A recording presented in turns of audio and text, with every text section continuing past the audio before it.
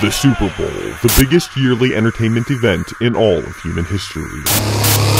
Known for displaying superhuman feats of athleticism. Oh my God, this ball's thrown and Tyree just goes up for it like a basketball player. Heavy hits. And the ball is handed off to Brandon Cooks, who tries to hurdle. And epic battles. And it is caught for a touchdown by Holmes. The Super Bowl is truly a spectacle nearly impossible to ignore. For some this year, however, ignored it they did. In a season where the majority of NFL players and teams took a knee at some point during the national anthem, many die-hard fans swore off the NFL altogether. Former fans claiming that football, America's favorite game, is tainted. There you go. That's what I think of the NFL from here on out. I've been a fan for the NFL for a very long time. So I just want all y'all to know that we are done with our Ravens team. Think you're above everyone. There you go, Brady. Without question, this season was the most polarizing political NFL season of all time. Yet somehow, amidst the boycotts and record-low ratings, to cap it all off, sits the most patriotic NFL game ever played. I'm not talking about the NFL having World War II vets do the coin toss, or that the NFL not only included the national anthem, but also America the Beautiful. No, that was just damage control planned by the elites in order to win back their cash cow. Fly over American patriots. I'm talking about things hidden. Coincidences that couldn't be planned by man. Coincidences that might startle you, that might make you question everything. Let's look in depth at this game and see how, amidst the kneeling, Super Bowl 52 truly did stand for America.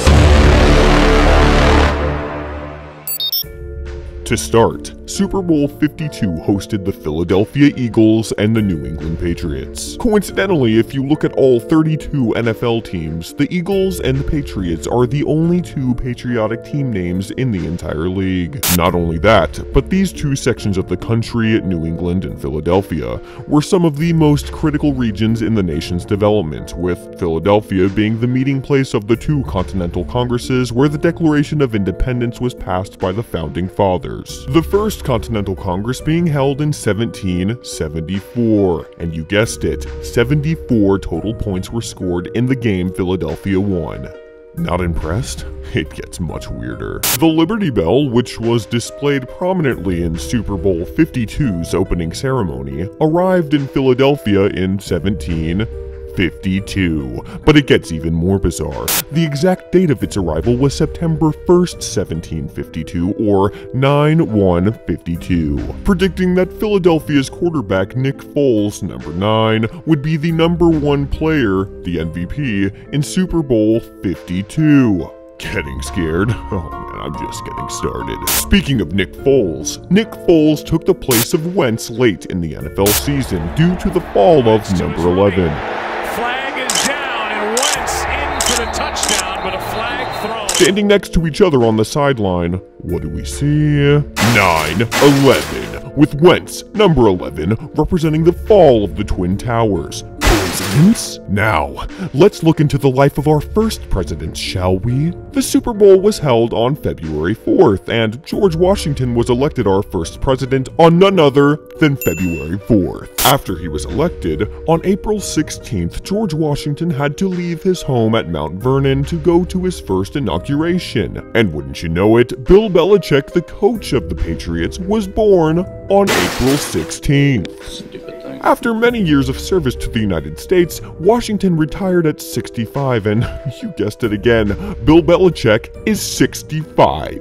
I'm even getting goosebumps now. But let's go even further back in our nation's history and see what we can find. We all know that Christopher Columbus sailed the ocean blue in 1492, but what you might not have known is that it was precisely August 3rd, 1492 that Columbus set sail on his voyage. It also so happens that Tom Brady was born on August 3rd. How you doing over there? Speaking of Tom Brady, one of the biggest stories leading up to this Super Bowl was Brady's age. 40 years old. Could he overcome? Well, do you know who else was 40 years old on the biggest moment of his life? Christopher Columbus when he set sail.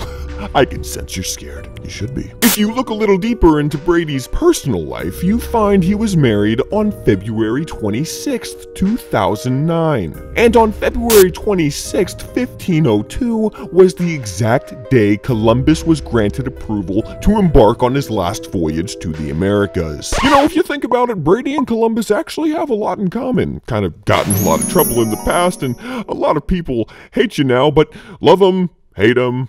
Man, are they good at their job. One of the biggest stories after the Super Bowl was just how many records were broken during the game. Well, if we fast forward to the day the Constitution of the United States was ratified by the 12 colonies, not 13 because Rhode Island, they didn't want to sign, we find ourselves at September 17th, or 9/17, with 12 colonies signing. If we look in detail, we see Nick Foles and Tom Brady representing their teams, and a whopping 17 records both teams collectively broke during Super Bowl 52. Coincidence? Maybe that one is a little bit of a stretch, but I think not. But I can see you asking yourself, why, out of the two most patriotic teams, did the Philadelphia Eagles happen to come out on top? Well, in the most patriotic NFL game ever played, it only makes sense that the team who didn't take a knee at all during the entire NFL season was the team that would inevitably win. Nick Foles' name, Nicholas, meaning victory of the people. Thanks for watching. Interested in more conspiracies? Take a look at this previous episode I made. It might look kind of strange, but if you thought what you just watched blew your mind, you have no idea what's waiting for you. Sleep tight, everyone. Enjoy.